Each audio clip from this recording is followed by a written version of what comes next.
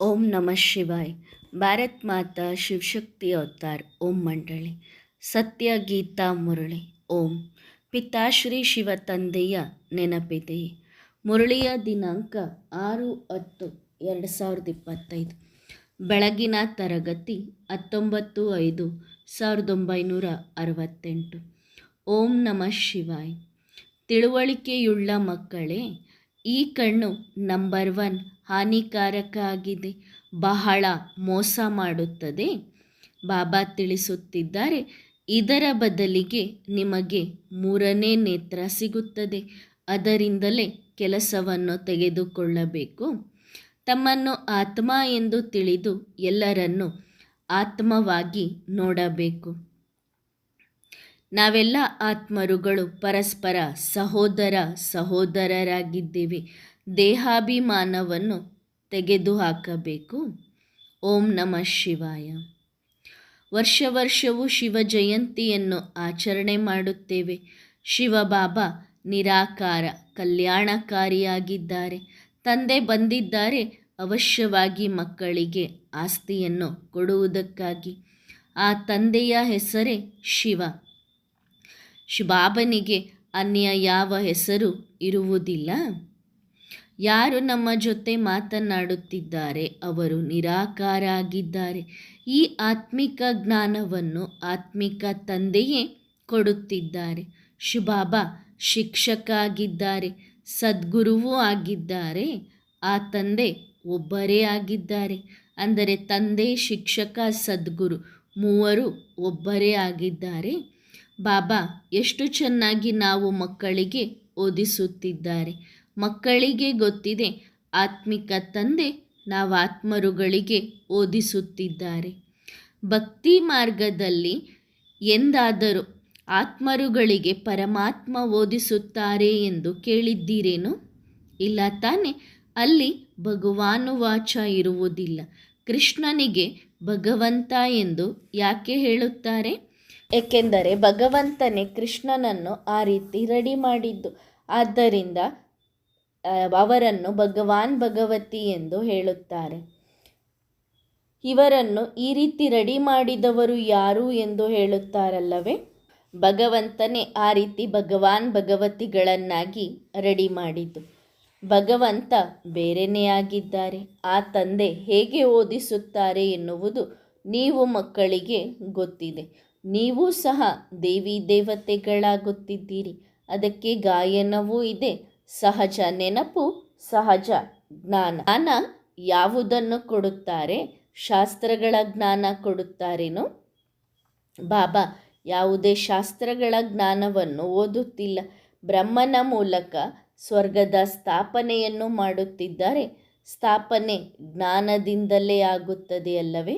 ಭಾಗ್ಯಶಾಲಿ ರಥದಲ್ಲಿ ತಂದೆ ಜ್ಞಾನ ಕೊಡುತ್ತಾರೆ. ತಂದೆ ನಾವು ಮಕ್ಕಳಿಗೆ ಹೇಳುತ್ತಾರೆ, ನೀವು ಪದಮಾಪದಂ ಭಾಗ್ಯಶಾಲಿಗಳಾಗಿದ್ದೀರಿ. ತಂದೆ ನಮ್ಮನ್ನು ಎಷ್ಟೊಂದು ಶ್ರೇಷ್ಠರನ್ನಾಗಿ ಮಾಡುತ್ತಿದ್ದಾರೆ. ನೀವು ಈ ಲಕ್ಷ್ಮೀನಾರಾಯಣರು ಆಗುತ್ತಿದ್ದೀರಿ. ಶರೀರವೂ ಸಹ ನೀವು ಪರಿವರ್ತನೆ ಮಾಡುತ್ತೀರಿ. ನೀವು ಇಲ್ಲಿ ಬಂದಿರುವುದೇ ಮನುಷ್ಯರಿಂದ ದೇವತೆಗಳಾಗುವುದಕ್ಕೋಸ್ಕರ. ಮೊಟ್ಟ ಮೊದಲು ನೀವು ಕೂಡ ದೇವತೆಗಳಾದಂಥವರು ಏಣಿಯನ್ನು ಕೆಳಗಿಳಿಯುತ್ತಾ ಬಂದಿದ್ದೀರಿ. 5000 ವರ್ಷಗಳ ನಂತರ ಈ ಕುಂಭ ನಡೆಯುತ್ತದೆ. ಅಂದರೆ ಆತ್ಮ ಮತ್ತು ಪರಮಾತ್ಮರ ಮಿಲನದ ಮೇಳ ನಡೆಯುತ್ತದೆ. ಇದನ್ನೇ ಸಂಗಮ ಎಂದು ಹೇಳಲಾಗುತ್ತದೆ. ಜ್ಞಾನಸಾಗರ ತಂದೆಯ ವಿನಃ ನಮಗೆ ಈ ಜ್ಞಾನ ಅನ್ಯ ಯಾರೂ ಕೂಡ ಕೊಡುವುದಿಲ್ಲ. ಜ್ಞಾನಸಾಗರ ತಂದೆಯನ್ನು ನೀವು ಮಕ್ಕಳು ಬಿಟ್ಟರೆ ಅನ್ಯರು ಯಾರೂ ತಿಳಿದುಕೊಂಡಿಲ್ಲ. ಜ್ಞಾನಸಾಗರ ಶಿವತಂದೆಯ ಸಂಪೂರ್ಣ ಜೀವನ ಕಥೆಯನ್ನು ನೀವು ಮಕ್ಕಳು ತಿಳಿದುಕೊಂಡಿದ್ದೀರಿ. ತಂದೆ ಹೇಳುತ್ತಾರೆ, ನಾನೇ ಬಂದು ನಿಮ್ಮ ಜೀವನ ಕಥೆಯನ್ನು ಹಾಗೂ ರಚನೆಯ ಆದಿ ಮಧ್ಯ ಅಂತ್ಯದ ಕಥೆಯನ್ನು ತಿಳಿಸುತ್ತೇನೆ. ಅದನ್ನು ನೀವು ಈಗ ಕೇಳುತ್ತಿದ್ದೀರಿ. ದೇವತೆಗಳ ನೆರಳು ಕೂಡ ಈ ಭೂಮಿ ಮೇಲೆ ಬೀಳುವುದಿಲ್ಲ ಎಂದು ಹೇಳುತ್ತಾರೆ. ಆದರೆ ಮನುಷ್ಯರ ನೆರಳು ಬೀಳುತ್ತದೆ. ಶುಭಾಬನ ನೆರಳು ಬೀಳಲು ಸಾಧ್ಯವಿದೆಯೇನು? ತಂದೆ ಬಿಂದುವಾಗಿದ್ದಾರೆ. ಬಿಂದುವಿನ ನೆರಳು ಬೀಳುತ್ತದೆಯೇನು? ಪ್ರಾಣಿಗಳಿಗೆ ನೆರಳು ಇರುತ್ತದೆ. ಎಲ್ಲರಿಗೂ ನೆರಳು ಇರುತ್ತದೆ, ದೇವತೆಗಳದ್ದು ಸಹ ನೆರಳು ಬೀಳುತ್ತದೆ. ಆದರೆ ಈ ಪತಿತ ಸೃಷ್ಟಿಗೆ ಬೀಳುವುದಿಲ್ಲ, ಅವರು ಪಾವನ ಸೃಷ್ಟಿಯಲ್ಲಿ ಇರುತ್ತಾರೆ.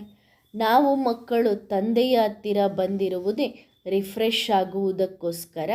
ನಾವು ಮಕ್ಕಳಿಗೆ ಗೊತ್ತಿದೆ, ತಂದೆ ನಮ್ಮನ್ನು ಮನುಷ್ಯರಿಂದ ದೇವತೆಗಳನ್ನಾಗಿ ಮಾಡುತ್ತಾರೆ. ಹೇಗೆ?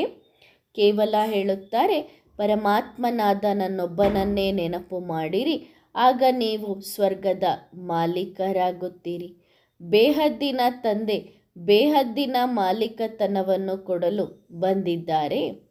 ಭಗವಂತ ತಂದೆಯ ಬಗ್ಗೆ ತಿಳಿದುಕೊಳ್ಳುವುದರಿಂದ ನಾವು ಅವಶ್ಯವಾಗಿ ಸ್ವರ್ಗವಾಸಿಗಳಾಗುತ್ತೇವೆ. ಬಾಬಾ ನಮಗೆ ಗ್ಯಾರಂಟಿಯೂ ಕೊಡುತ್ತಾರೆ. ಯಾರು ತಂದೆಯ ಬಗ್ಗೆ ತಿಳಿದುಕೊಳ್ಳುತ್ತಾರೆ ಅವರು ಸ್ವರ್ಗಕ್ಕೆ ಹೋಗುತ್ತಾರೆ. ಆದರೆ ಅದರಲ್ಲೂ ರಾಜಧಾನಿ ಇದೆ, ಅಂದರೆ ಸ್ವರ್ಗದಲ್ಲಿ ರಾಜಧಾನಿ ಇದೆ.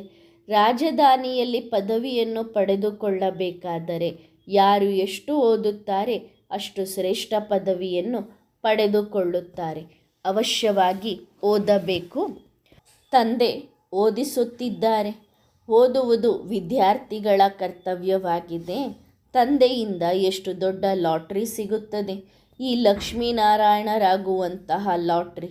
ಅಂದ ಮೇಲೆ ನಾವ್ಯಾಕೆ ಈ ಲಾಟ್ರಿಯನ್ನು ತೆಗೆದುಕೊಳ್ಳಬಾರದು?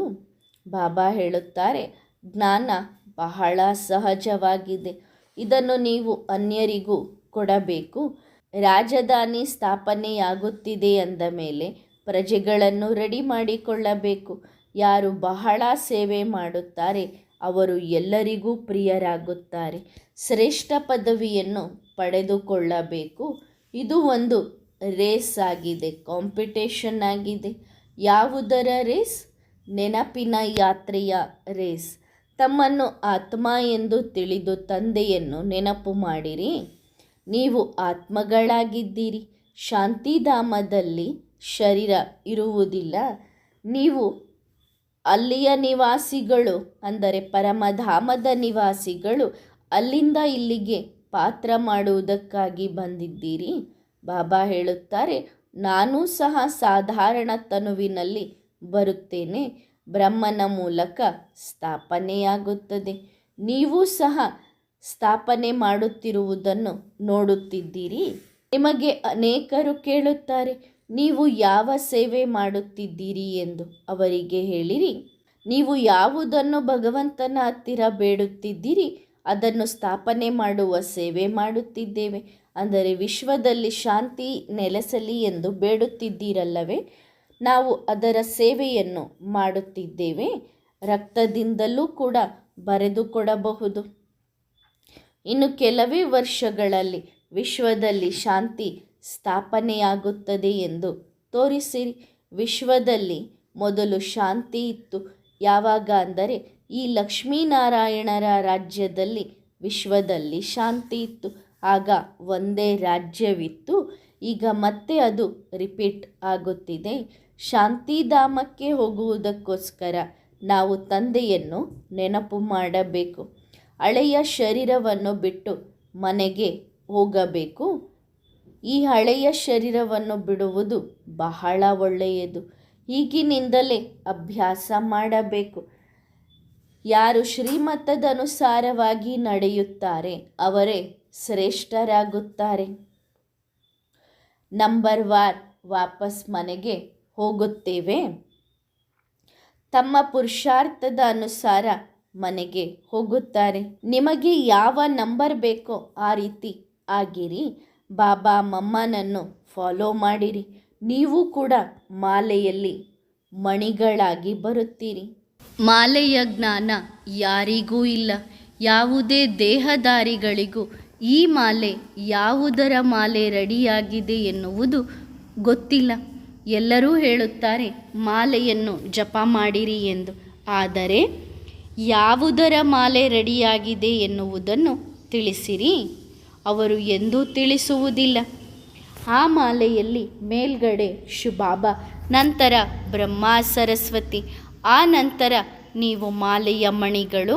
ಪ್ರವೃತ್ತಿ ಮಾರ್ಗದ ಜೋಡಿ ಮಣಿಗಳು ಇದ್ದಾವೆ. ನಿವೃತ್ತಿ ಮಾರ್ಗದ ಮಾಲೆ ಇರುವುದಿಲ್ಲ. ಇದು ಬೇಹದ್ದಿನ ಸನ್ಯಾಸ ಆಗಿದೆ. ಅವರದು ಹದ್ದಿನ ಸನ್ಯಾಸ. ಹಳೆಯದನ್ನು ಬಿಟ್ಟು ಹೊಸ ಜಗತ್ತಿಗೆ ಹೋಗುವ ಪುರುಷಾರ್ಥ ಮಾಡುತ್ತಿದ್ದೀರಿ. ಬಾಬಾ ಹೇಳುತ್ತಾರೆ, ನನ್ನೊಬ್ಬನನ್ನೇ ನೆನಪು ಮಾಡಿರಿ. ಮಾಯೆ ಹೇಳುತ್ತದೆ, ನಿಮ್ಮ ಪತಿಯನ್ನು ನೆನಪು ಮಾಡಿರಿ ಎಂದು. ಗೃಹಸ್ಥ ವ್ಯವಹಾರದಲ್ಲಿ ಇದ್ದರೂ ನೋಡುತ್ತಿದ್ದರೂ ನೋಡದಂತೆ ಇರಬೇಕು. ನನ್ನೊಬ್ಬನನ್ನೇ ನೆನಪು ಮಾಡಿದಾಗ ನೀವು ಪಾವನರಾಗುತ್ತೀರಿ.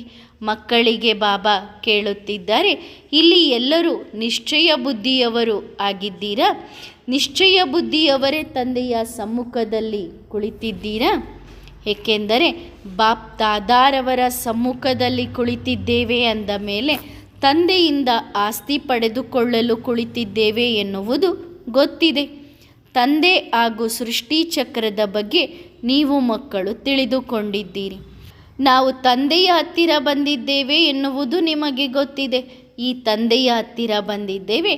ಈ ತಂದೆಯ ಹತ್ತಿರ ಬರುವುದಕ್ಕೆ ಪ್ರತಿ 5,000 ವರ್ಷಗಳ ನಂತರ ಬರುತ್ತೇವೆ ಮತ್ತು ಪುರುಷಾರ್ಥ ಮಾಡಿ ಸುಖಧಾಮಕ್ಕೆ ಮಾಲೀಕರಾಗುತ್ತೇವೆ. ನಾವು ಪುರುಷೋತ್ತಮ ಸಂಗಮಯುಗಿ ಮಕ್ಕಳಾಗಿದ್ದೇವೆ ಹಾಗೂ ಕಲಿಯುಗಿ ಜಗತ್ತನ್ನು ಬಿಟ್ಟು ಹೋಗುತ್ತೇವೆ. ನಾವೀಗ ವಾಪಸ್ ಮನೆಗೆ ಹೋಗುತ್ತೇವೆ. ಹೇಗೆ? ಬುದ್ಧಿಯೋಗದ ಬಲ ಅಥವಾ ನೆನಪಿನ ಯಾತ್ರೆಯಿಂದ ನಾವು ವಾಪಸ್ ಮನೆಗೆ ಹೋಗುತ್ತೇವೆ. ಅನ್ಯ ಯಾತ್ರೆಗಳೆಲ್ಲ ಅನೇಕ ರೀತಿ ಇದೆ, ಆದರೆ ನೀವು ಮಕ್ಕಳದು ಇದು ಒಂದು ಯಾತ್ರೆಯಾಗಿದೆ. ಪ್ರತಿ 5,000 ವರ್ಷಗಳ ನಂತರ ಈ ಆತ್ಮಿಕ ಯಾತ್ರೆಯನ್ನು ಒಂದು ಸಾರಿ ಮಾಡುತ್ತೇವೆ. ಇದಕ್ಕೋಸ್ಕರವೇ ಅಂತಮತಿ ಅಂತ್ಯದಲ್ಲಿ ಎಲ್ಲಿಯ ನೆನಪು ಇರುತ್ತದೆ ಅಲ್ಲಿಗೆ ಹೋಗಿ ತಲುಪುತ್ತೇವೆ ಎಂದು ತಿಳಿಸಿದ್ದಾರೆ. ಇದು ನೀವು ಮಕ್ಕಳಿಗೋಸ್ಕರವೇ ಹೇಳಿದ್ದಾರೆ.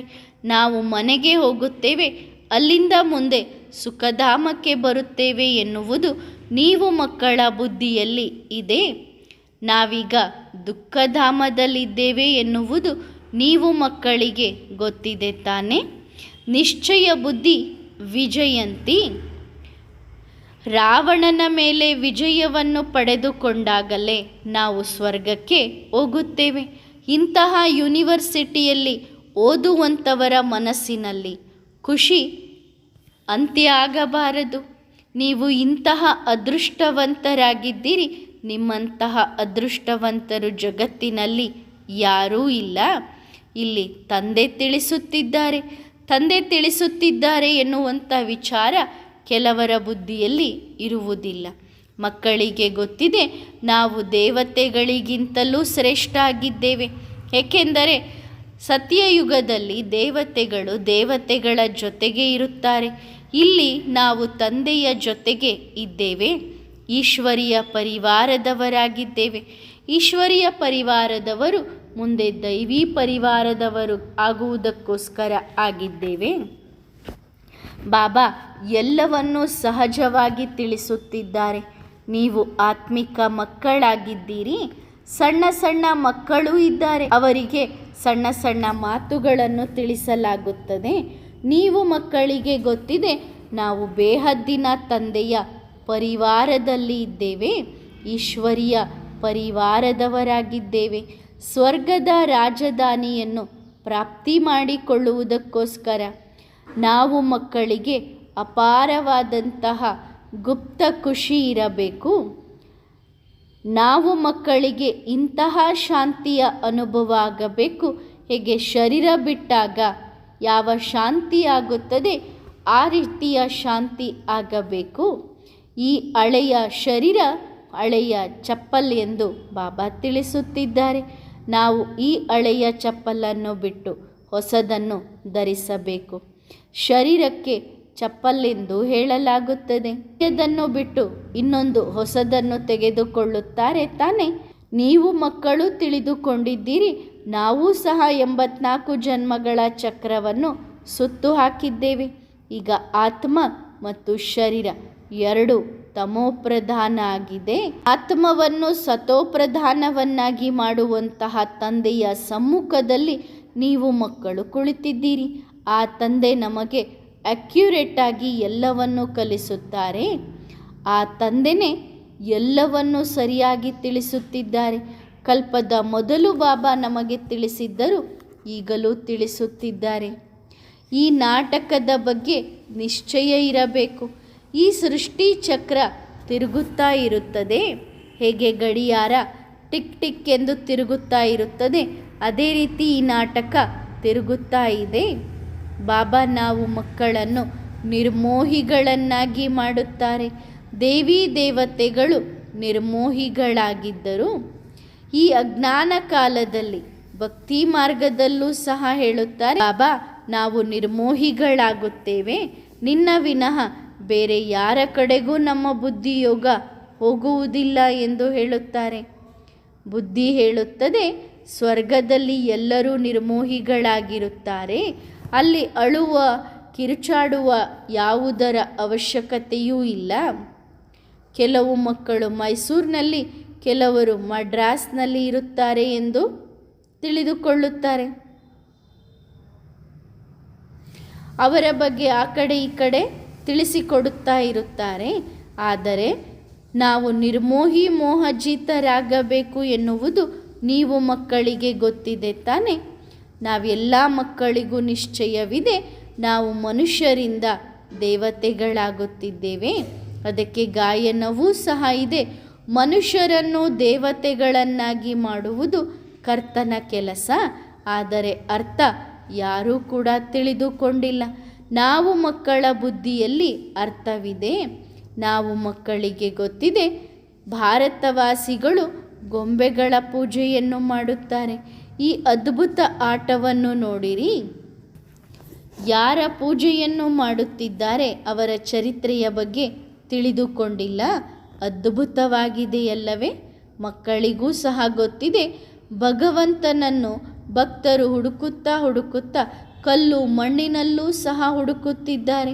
ನೀವೀಗ ಹುಡುಕುವ ಅವಶ್ಯಕತೆ ಇಲ್ಲ. ನೀವೀಗ ಬಾಬನ ಮಡಿಲಿನಲ್ಲಿ ಕುಳಿತಿದ್ದೀರಿ. ತಂದೆಯ ಮಡಿಲಿನಲ್ಲಿ ವಾರಸುದಾರರೇ ಕುಳಿತುಕೊಳ್ಳುತ್ತಾರೆ. ಇಲ್ಲಿ ಎಲ್ಲರೂ ಪವಿತ್ರರಾಗುತ್ತಾರೆ. ಒಂದು ವೇಳೆ ಯಾರಾದರೂ ಅಪವಿತ್ರರು ಕದ್ದು ಮುಚ್ಚಿ ಬಂದು ಕುಳಿತುಕೊಂಡರೆ ತಮ್ಮ ಅದೃಷ್ಟಕ್ಕೇನೆ ಅಡ್ಡಗೆರೆಯನ್ನು ಹಾಕಿಕೊಳ್ಳುತ್ತಾರೆ. ಇನ್ನೂ ಜಾಸ್ತಿ ತಮ್ಮದೇ ನಷ್ಟವನ್ನು ಅನುಭವಿಸುತ್ತಾರೆ. ಪವಿತ್ರರಾಗುವುದು ಒಳ್ಳೆಯದು ಅಲ್ಲವೇ? ನೀವೀಗ ಅಪವಿತ್ರರಿಂದ ಪವಿತ್ರರಾಗುತ್ತಿದ್ದೀರಿ. ಅದು ಸಹ ಪವಿತ್ರ ಜಗತ್ತಿಗೆ ಹೋಗುವುದಕ್ಕೋಸ್ಕರ ಪವಿತ್ರರಾಗುತ್ತಿದ್ದೀರಿ. ಇದು ಪವಿತ್ರ ಪ್ರಪಂಚ ಅಲ್ಲ. ಪವಿತ್ರರಾಗುತ್ತಿದ್ದೀರಿ, ಆದರೆ ಸಂಪೂರ್ಣ ಪವಿತ್ರರು ಆಗಿಲ್ಲ. ಪವಿತ್ರರಾದಾಗ ಈ ಯುದ್ಧವೂ ನಡೆಯುತ್ತದೆ. ಇಲ್ಲಿ ಹೋಲಿಯೆಸ್ಟ್ ಆಫ್ ಹೋಲಿ, ಪವಿತ್ರರಿಗಿಂತ ಅತಿ ಶ್ರೇಷ್ಠ ಪವಿತ್ರರು ಆಗುತ್ತಿದ್ದೀರಿ. ಯಾರು ಒಳ್ಳೆ ಮಕ್ಕಳು ಪುರುಷಾರ್ಥಿಗಳಿದ್ದರೆ ಅವರಿಗೆ ಗೊತ್ತಾಗುತ್ತದೆ, ನಾವು ಪವಿತ್ರರಾಗಿ ದೈವಿ ಗುಣಗಳನ್ನು ಧಾರಣೆ ಮಾಡಿಕೊಳ್ಳುವುದರಿಂದಲೇ ವಿಜಯಮಾಲೆಯ ಮಣಿಗಳಾಗಿ ಬರುತ್ತೇವೆ. ಮಾಲೆಯ ಸ್ಮರಣೆಯನ್ನು ಮಾಡಲಾಗುತ್ತದೆಯಲ್ಲವೇ? 8 ಮಣಿಗಳು ಇದ್ದವೆ, ನವರತ್ನಗಳು ಎಂದು ಹೇಳುತ್ತಾರೆ. ನವರತ್ನಗಳಲ್ಲಿ 9ನೇದು ರತ್ನಗಳನ್ನಾಗಿ ರೆಡಿ ಮಾಡುವಂಥವರು ಅಂದರೆ ಶಿವಬಾಬಾ. ಆ ನವರತ್ನವನ್ನು ಒಂದು ಒಳ್ಳೆಯ ಡಬ್ಬಿಯಲ್ಲಿ, ಕಬ್ಬಿಣದ ಡಬ್ಬಿಯಲ್ಲಿ ಹಾಕಿ ಇಡುತ್ತಾರೆ ತಾನೆ. ಬಾಬಾ ಹೇಳುತ್ತಾರೆ, ನನಗೋಸ್ಕರ ಬಂಗಾರದ ಡಬ್ಬಿ ಇರುವುದಿಲ್ಲ. ಅಂದರೆ ಶಿವಬಾಬಾ ಜಗತ್ತಿಗೆ ಬಂದಾಗ ಸಿಗುವಂತಹ ಶರೀರ ಸಾಧಾರಣ ಶರೀರ. ನಾನು ಕಬ್ಬಿಣ ಸಮಾನ ಶರೀರದಲ್ಲಿ ಅಂದರೆ ಡಬ್ಬಿಯಲ್ಲಿ ಕುಳಿತುಕೊಳ್ಳುತ್ತೇನೆ. ಈ ಮಾತುಗಳನ್ನು ನೀವು ಮಕ್ಕಳೇ ಕೇಳುತ್ತಿದ್ದೀರಿ.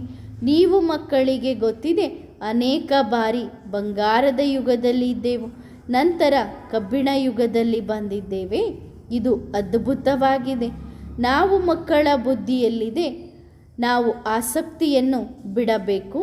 ಈಗ ಭಕ್ತಿ ಮಾರ್ಗ ಸಂಪೂರ್ಣ ಆಗಿದೆ. ಜ್ಞಾನ ಮಾರ್ಗದಲ್ಲಿದ್ದೇವೆ, ನಂತರ ಭಕ್ತಿ ಮಾರ್ಗ ಪ್ರಾರಂಭವಾಗುತ್ತದೆ. ಜ್ಞಾನ ಎಷ್ಟು ಸಹಜವಾಗಿದೆ. ಕೇವಲ ದೈವಿ ಗುಣಗಳನ್ನು ಧಾರಣೆ ಮಾಡಿಕೊಳ್ಳಬೇಕು. ಈ ಕಣ್ಣು ನಂಬರ್ 1 ಮೋಸ ಮಾಡುವುದಾಗಿದೆ, ಹಾನಿಕಾರಕ ಆಗಿದೆ, ಬಹಳ ಮೋಸ ಮಾಡುತ್ತದೆ. ಬಾಬಾ ತಿಳಿಸುತ್ತಾರೆ, ಈ ಸ್ಥೂಲ ಕಣ್ಣುಗಳ ಬದಲಿಗೆ ನಾನು ನಿಮಗೆ ಮೂರನೇ ನೇತ್ರ ಕೊಟ್ಟಿದ್ದೇನೆ. ಆ ಮೂರನೇ ನೇತ್ರದಿಂದ ಕೆಲಸವನ್ನು ತೆಗೆದುಕೊಳ್ಳಿರಿ. ಅಂದರೆ ನಿಮ್ಮನ್ನು ನೀವು ಆತ್ಮ ಎಂದು ತಿಳಿದು ಎಲ್ಲರನ್ನು ಆತ್ಮ ಆಗಿ ನೋಡಿರಿ. ಆತ್ಮರುಗಳೆಲ್ಲರೂ ಪರಸ್ಪರ ಸಹೋದರ ಸಹೋದರರು. ದೇಹಾಭಿಮಾನವನ್ನು ತೆಗೆದುಹಾಕಬೇಕು. ದೇಹದ ಧರ್ಮವನ್ನೆಲ್ಲವನ್ನೂ ಬಿಟ್ಟು ತಮ್ಮನ್ನು ಆತ್ಮ ಎಂದು ತಿಳಿದು ಸೋದರ ಸೋದರ ಎಂದು ತಿಳಿದುಕೊಳ್ಳಿರಿ. ತಂದೆಯನ್ನು ನೆನಪು ಮಾಡಿದಾಗ ಜನ್ಮ ಜನ್ಮಾಂತರದ ಪಾಪಗಳು ಭಸ್ಮವಾಗುತ್ತದೆ. ಬಾಬಾ ನಿನ್ನನ್ನು ಮರೆತು ಬಿಟ್ಟೆ ಎಂದು ಅಲ್ಲ. ಮರೆತು ಬಿಟ್ಟರೆ ಯಾತ್ರೆ ಹೇಗಾಗುತ್ತದೆ? ಆ ಯಾತ್ರೆಯಲ್ಲೂ ಸ್ಥೂಲ ಶಾರೀರಿಕ ಯಾತ್ರೆಯಲ್ಲೂ ನಿಯಮಾನುಸಾರ ನಡೆಯಬೇಕಾಗುತ್ತದೆ. ಹಾಗೆಯೇ ಬಾಬಾ ಹೇಳುತ್ತಾರೆ, ಇಲ್ಲೂ ಸಹ ನಿಯಮಾನುಸಾರ ಇರಬೇಕು. ಬಾಬಾ ತಿಳಿಸುತ್ತಿದ್ದಾರೆ, ಸ್ವಲ್ಪ ಸ್ವಲ್ಪ ಸೇವೆ ಮಾಡಿರಿ, 8 ಗಂಟೆ ಸೇವೆ ಮಾಡಿರಿ, ನಿಮ್ಮ ಸ್ಥಿತಿ ಸಂಪೂರ್ಣ ಆಗುತ್ತದೆ. ಕೆಲವರು ಇಲ್ಲಿಂದ ಓಡಿ ಹೋಗಲು ಇಷ್ಟಪಡುತ್ತಾರೆ, ಅಂದರೆ ವತನಕ್ಕೆ ಹೋಗಲು ಇಷ್ಟಪಡುತ್ತಾರೆ. ನಿಮ್ಮ ಆತ್ಮದ ತುಕ್ಕು ಬಿಟ್ಟಾಗ ನೀವು ಮೇಲೆ ಹಾರುತ್ತೀರಿ. ಇಲ್ಲಿ ಇನ್ನೂ ತುಕ್ಕು ಹಿಡಿದಿದೆಯಲ್ಲವೇ? ಆದ್ದರಿಂದ ವಾಪಸ್ ಯಾರೂ ಸಹ ಮನೆಗೆ ಹೋಗಲು ಸಾಧ್ಯವಿಲ್ಲ. ಪ್ರತಿಯೊಬ್ಬರಿಗೂ ತಮ್ಮ ತಮ್ಮದೇ ಆದಂತಹ ಪಾತ್ರ ಸಿಕ್ಕಿದೆ. ಭಿನ್ನ ಭಿನ್ನ ಪ್ರಕಾರದ ಪಾತ್ರಧಾರಿಗಳಿದ್ದಾರೆ. ಕೆಲವರು ಬಹಳ ಚೆನ್ನಾಗಿ ತಮ್ಮ ಪಾತ್ರದ ಬಗ್ಗೆ, ಧರ್ಮದ ಬಗ್ಗೆ ತಿಳಿದುಕೊಂಡಿದ್ದಾರೆ. ತಿಳುವಳಿಕೆಯುಳ್ಳವರು ತಿಳುವಳಿಕೆಹೀನರು. ಈ ಡ್ರಾಮಾ ಮಾಡಲ್ಪಟ್ಟಿದೆ. ಎಲ್ಲ ಮಕ್ಕಳು ಪುರುಷಾರ್ಥಿಗಳಾಗಿದ್ದೀರಿ. ಪುರುಷಾರ್ಥ ಮಾಡಿ ನನ್ನ ಸಮ್ಮುಖದಲ್ಲಿ ಬರುತ್ತೀರಿ. ಆಗ ಬಾಬನಿಗೂ ಸಹ ಖುಷಿಯಾಗುತ್ತದೆ. ನಾವು ಬೇಹದ್ದಿನ ತಂದೆಯಿಂದ ಹಾಗೂ ಸಾಕಾರ ಬ್ರಹ್ಮ ತಂದೆಯ ಸಮ್ಮುಖದಲ್ಲಿ ಕುಳಿತಿದ್ದೇವೆ. ಆ ತಂದೆಗೇನೆ ನಾವು ಮಕ್ಕಳಾಗಿದ್ದೇವೆ. ಅದು ಸಹ ನೀವು ಮಕ್ಕಳಿಗೆ ನೆನಪಿದೆ. ಬಾಬಾ ನಾವು ಮಕ್ಕಳಿಗೆ ಯುಕ್ತಿಯನ್ನು ತಿಳಿಸುತ್ತಿದ್ದಾರೆ. ಇದನ್ನೇ ರಿಯಲ್ ಶಾಂತಿ ಎಂದು ಹೇಳಲಾಗುತ್ತದೆ. ನಿಮ್ಮ ನೆನಪು ಹೇಗಿರಬೇಕು ಎಂದರೆ ಸಂಪೂರ್ಣ ಡೆಡ್ ಸೈಲೆನ್ಸ್ ಆಗಿರಬೇಕು. ನಾವು ಈ ಶರೀರವನ್ನು ಬಿಟ್ಟು ಶಾಂತಿಧಾಮಕ್ಕೆ ಹೋಗುವವರಾಗಿದ್ದೇವೆ. ನೀವು ಸ್ವಧರ್ಮದಲ್ಲಿ ಸ್ಥಿತರಾದಾಗಲೇ ನಿಮ್ಮ ಪಾಪಗಳು ಭಸ್ಮವಾಗುತ್ತದೆ. ಈ ಎಲ್ಲ ಮಾತುಗಳು ನೀವು ಮಕ್ಕಳ ಬುದ್ಧಿಯಲ್ಲಿ ಇದೆ. ಬಾಬಾ ರಿಫೈನ್ ಮಾಡುವುದಕ್ಕೋಸ್ಕರ, ಅಂದರೆ ನಮ್ಮನ್ನು ಪರಿಶುದ್ಧ ಮಾಡುವುದಕ್ಕೋಸ್ಕರ ಈ ಎಲ್ಲ ಮಾತುಗಳನ್ನು ರಿಪೀಟ್ ಮಾಡುತ್ತಾರೆ. ನೀವು ಇಲ್ಲಿ ಕುಳಿತಿರುವುದೇ ಬೇಹದ್ದಿನ ತಂದೆಯ ಹತ್ತಿರ ಆಸ್ತಿಯನ್ನು ಪಡೆದುಕೊಳ್ಳಲು. ಗೊಂದಲದ ಯಾವ ಮಾತೂ ಇಲ್ಲ. ಬಾಬಾ ಹೇಳುತ್ತಾರೆ, ನಿಮ್ಮನ್ನು ನಿಮಿತ್ತ ಎಂದು ತಿಳಿದುಕೊಳ್ಳಿರಿ. ನಿಮ್ಮ ಹತ್ತಿರ ಏನೆಲ್ಲ ಇದೆ ಅದು ಎಲ್ಲವೂ ಈಶ್ವರನದಾಗಿದೆ. ಮಧುಬನಕ್ಕೆ ಬರುವುದು ಸಹ ಒಂದು ಯಾತ್ರೆಯಾಗಿದೆ. ಎಲ್ಲಕ್ಕಿಂತ ಶ್ರೇಷ್ಠಾತಿ ಶ್ರೇಷ್ಠ ಯಾತ್ರೆಯಾಗಿದೆ. ವೇದ ಶಾಸ್ತ್ರಗಳನ್ನು ಓದುವುದರಿಂದ ಭಗವಂತ ಸಿಗುತ್ತಾರೆ ಎಂದು ಅಲ್ಲ, ಭಗವಂತ ಯಾವುದಾದರೂ ಒಂದು ರೂಪದಲ್ಲಿ ಬರುತ್ತಾರೆ ಎಂದು ಹೇಳುತ್ತಾರೆ. ಇಲ್ಲಿ ಆ ಯಾವ ಮಾತೂ ಇಲ್ಲ. ಬಹಳ ಸಹಜ ಇದೆ.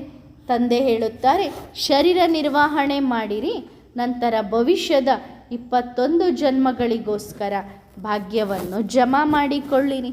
ಬಾಬನಿಗೂ ವ್ಯಾಪಾರಿ ಎಂದು ಹೇಳುತ್ತಾರಲ್ಲವೇ? ಆದರೆ ಸುಮ್ಮನೆ ವ್ಯಾಪಾರ ಮಾಡುತ್ತಾರೇನೋ? ಯಾವಾಗ ರಿಟರ್ನ್ ಸಿಗುತ್ತದೆ? ಮೊದಲು ನೀವು ಜಮಾ ಮಾಡಿದ್ದಕ್ಕೆ ರಿಟರ್ನ್ ಸಿಗುತ್ತದೆ. ತಂದೆ ಹೇಳುತ್ತಾರೆ, ಮಕ್ಕಳೇ ಸದಾ ಬದುಕಿರಿ. ಮಾಯೆ ನಿಮ್ಮನ್ನು ಹೊಡೆದು ಬೀಳಿಸಬಾರದು. ತಂದೆ ತಾಯಿ ಮಕ್ಕಳಿಗೆ ಇದೇ ರೀತಿ ಹೇಳುತ್ತಾರೆ, ಸದಾ ಬದುಕಿರಿ ಎಂದು. ತಮ್ಮನ್ನು ತಾವು ಸಂಭಾಲನೆ ಮಾಡಿಕೊಳ್ಳಿರಿ. ಎಲ್ಲಿಂದಲೋ ಮಾಯೆ ಬಂದು ನಿಮ್ಮನ್ನು ಗುದ್ದಿ ಕೆಳಗೆ ಬೀಳಿಸಬಾರದು. ಕೆಲವು ಮಕ್ಕಳು ಬಾಬನಿಗೆ ಪತ್ರ ಬರೆಯುತ್ತಾರೆ, ಬಾಬಾ ಮಾಯೆ ನಿಮ್ಮ ನೆನಪನ್ನೇ ಮರೆಸುತ್ತದೆ ಎಂದು. ಯಾವ ತಂದೆಯಿಂದ ನೀವು ಪದ್ಮಾಪದಂ ಭಾಗ್ಯಶಾಲಿಗಳಾಗುತ್ತಿದ್ದೀರಿ ಆ ತಂದೆಯನ್ನೇ ನೆನಪು ಮಾಡಬೇಕು. ನಿಮ್ಮ ಆಯುಷ್ಯು ಬಹಳ ದೀರ್ಘವಾಗಿತ್ತು, ಈಗ ಆಯುಷ್ಯು ಸಣ್ಣದಾಗಿದೆ. ಮತ್ತೆ ಯೋಗ ಬಲದಿಂದ ನಿಮ್ಮ ಆಯುಷನ್ನು ದೀರ್ಘ ಮಾಡಿಕೊಳ್ಳಬೇಕು. ಬದುಕಿದ್ದಾಗಲೇ ಹೊಸ ಜಗತ್ತಿನ ಕಡೆಗೆ ನಿಮ್ಮ ಬುದ್ಧಿ ಹೋಗಬೇಕು. ಒಳ್ಳೆಯದು. ಮಧುರಾತಿ ಮಧುರ ಸಿಕ್ಕಿಲ್ಲದೆ ಮಕ್ಕಳಿಗೆ ನೆನಪು ಪ್ರೀತಿ ಗುಡ್ ನೈಟ್. ಆತ್ಮಿಕ ಮಕ್ಕಳಿಗೆ ಆತ್ಮಿಕ ತಂದೆಯ ನಮಸ್ತೆ. ವರದಾನ: ರಾಯಲ್ ಫ್ಯಾಮಿಲಿಯ ಅಧಿಕಾರಿಗಳಾಗಿರಿ. ಎಲ್ಲ ಮಕ್ಕಳಿಗೂ ಇದು ಗೊತ್ತಿದೆ. ಭವಿಷ್ಯದ ಪದವಿಗೆ ಆಧಾರ ವರ್ತಮಾನ ಸಂಗಮ ಯುಗದ ಪುರುಷಾರ್ಥ. ಪುರುಷಾರ್ಥದ ಆಧಾರದಿಂದಲೇ ಕೆಲವರು ರಾಜರಾಗುತ್ತಾರೆ, ಕೆಲವರು ರಾಯಲ್ ಫ್ಯಾಮಿಲಿಗೆ ಅಧಿಕಾರಿಗಳಾಗುತ್ತಾರೆ, ಕೆಲವರು ಶ್ರೀಮಂತರು, ಕೆಲವರು ಪ್ರಜೆಗಳು, ಹಾಗೆ ಕೆಲವರು ದಾಸದಾಸಿಯರಾಗುತ್ತಾರೆ. ಸಿಂಹಾಸನಕ್ಕೆ ಅಧಿಕಾರಿ ಒಬ್ಬರೇ ಆಗುತ್ತಾರೆ. ಆದರೆ ರಾಯಲ್ ಫ್ಯಾಮಿಲಿಯಲ್ಲಿ ಬರುವಂಥವರೂ ಸಹ ಕಡಿಮೆ ಏನೂ ಇರುವುದಿಲ್ಲ. ಆದ್ದರಿಂದ ರಾಯಲ್ ಫ್ಯಾಮಿಲಿಯ ಅಧಿಕಾರಿ ಮಕ್ಕಳಿಗೇ ಬಹಳ ಭಾಗ್ಯವಂತರು ಎಂದು ಹೇಳಲಾಗುತ್ತದೆ. ಆದ್ದರಿಂದ ಯಾವ ಪುರುಷಾರ್ಥ ಮಾಡಬೇಕು? ಅವರ ಲಕ್ಷಣವನ್ನು ತಿಳಿಸಿರಿ. ಯಾರು ರಾಯಲ್ ಫ್ಯಾಮಿಲಿಯ ಅಧಿಕಾರಿಯಾಗುವವರಿದ್ದಾರೆ ಅವರು ಸದಾ ತಮ್ಮನ್ನು ಪವಿತ್ರತೆಯ ರಾಯಲ್ಟಿಯಲ್ಲಿ ಇಟ್ಟುಕೊಳ್ಳುತ್ತಾರೆ. ಎಲ್ಲಿಯೂ ಯಾವುದೇ ಹದ್ದಿನ ಆಕರ್ಷಣೆಯಲ್ಲಿ ಅವರ ಕಣ್ಣು ಮುಳುಗುವುದಿಲ್ಲ. ಸದಾ ಅಲಂಕಾರದಿಂದ ಶೃಂಗಾರಿತರಾಗಿರುತ್ತಾರೆ. ಸದಾ ಶೃಂಗಾರ ಮಾಡಿರುವಂತಹ ಮೂರ್ತಿಯೇ ಎದುರಿಗೆ ಬರುತ್ತದೆ. ಹಾಗಾದರೆ ನಾನು ಈ ರೀತಿ ಆಗಿದ್ದೇನಾ ಎಂದು ನಿಮ್ಮನ್ನು ನೀವು ಚೆಕ್ ಮಾಡಿಕೊಳ್ಳಿರಿ. ಒಳ್ಳೆಯದು. ಓಂ ನಮಃ ಶಿವಾಯ.